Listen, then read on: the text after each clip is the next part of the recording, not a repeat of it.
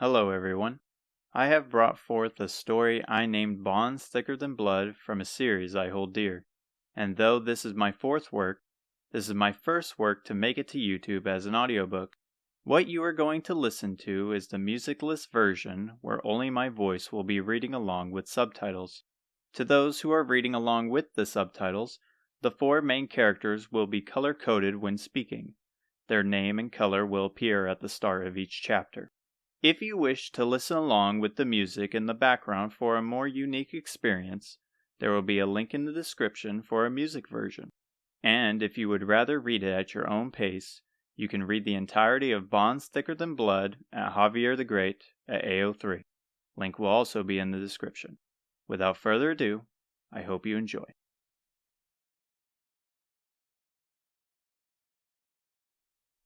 Chapter 13. Isamu rises from the ground and stares down his opponent, the old woman in red. He is covered in sweat and panting heavily. His arms are unsteady as he holds his fighting stance. Her, however, is the opposite, standing firm and hands to her side. She glances at him like how a hawk watches its prey attempt a feeble escape. He tries to match her, but fear consumes him. He knows he must gather the upper hand no matter what it means. While their stances resemble a proper fight in a duel, it was to the death. It was what his grandma taught him. Your opponent will show no mercy. This was no time to be holding back. He curls his fist and bolts at her.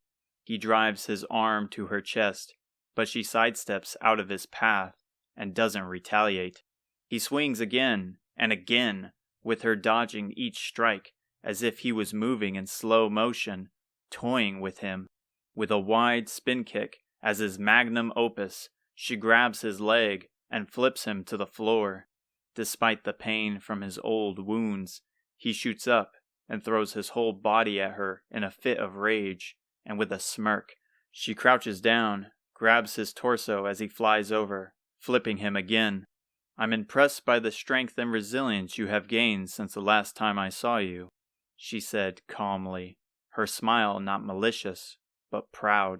However, your movement is predictable, and it allows me to control where I want you to go. Anger may drive you to fight at your best, but throwing away all other senses is a quick way to an early grave. He whimpers with the soreness of his wounds that quickly catches up. At this rate, I'm never coming out on top. Queen Pimiko! They both turn, Isamu more slowly, to face the inn of Corv to see Otaru run over with excitement. The old woman softly smiles and her eyes squint. Her face changes from an old warrior to a sweet old lady. Please, my dear Hotaru, you needn't call me that. To the world I may be a queen, but to you I am Grandma. My apologies, Grandma. Now come give me a hug. I was so worried when I saw you on your face at that tower. Hotaru, filled with excitement, remains calm as she gets wrapped in Pimiko's warm, nostalgic kimono. Pimiko places several kisses on her head as Hotaru tries to pull away. Despite the age and woman Hotaru has become, she still treats her like the same little child. Grandma never seems to change, she thought, embarrassed by the unrelenting affection, but grateful.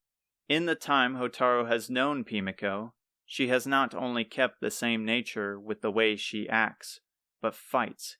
From stories of her mother, Pimiko has trained in martial arts for decades, still continuing to do so, and her age has yet to slow her down.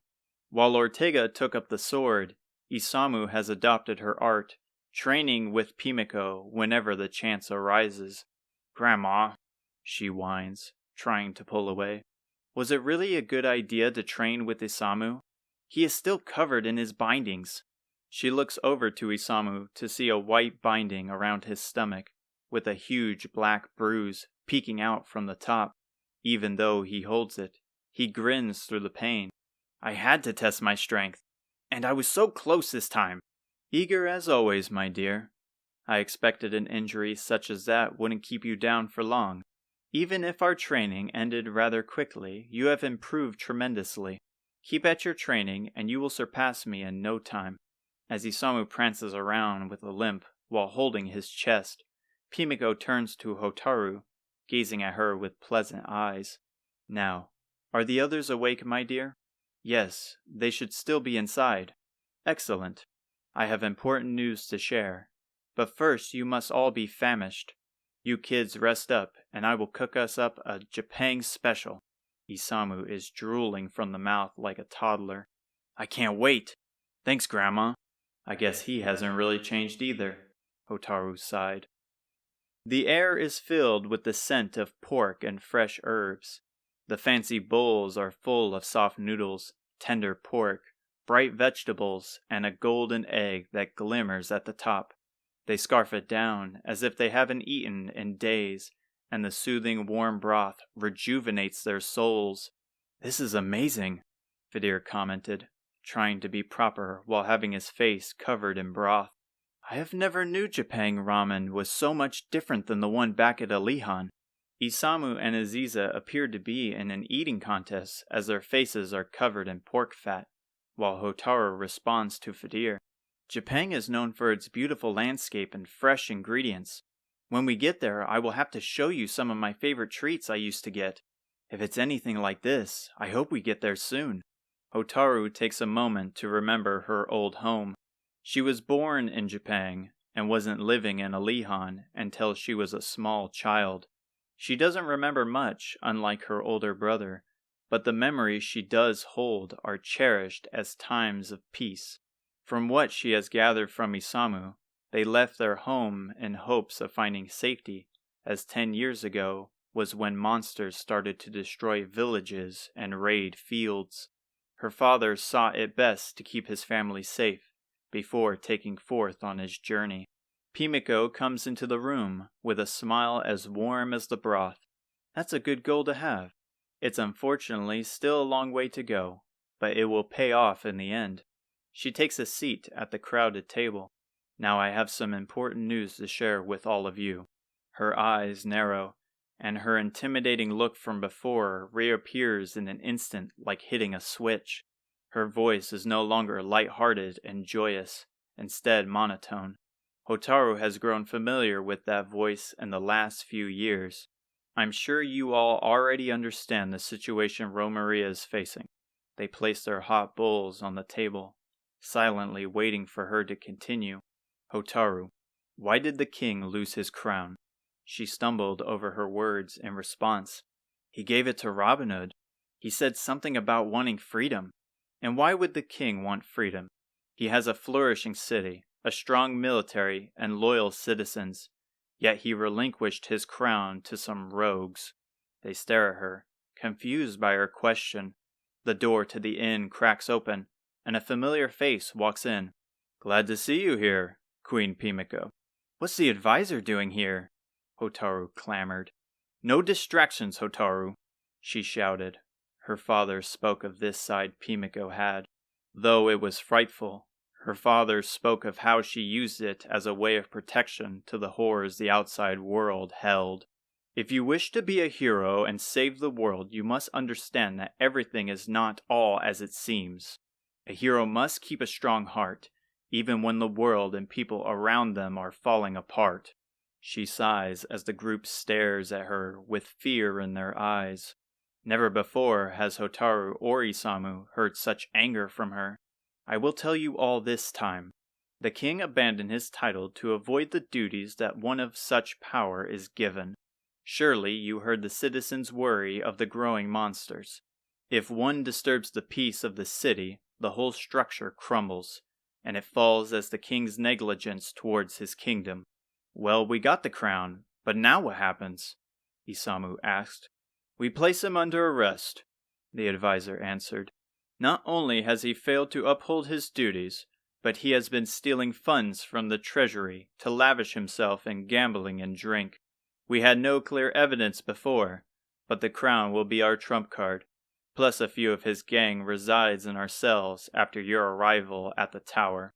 "Then what of the people? Wouldn't it disturb the city?" Aziza questioned. "Most certainly, but one step back will allow us to leap forward. And who would take the crown? The princess, of course.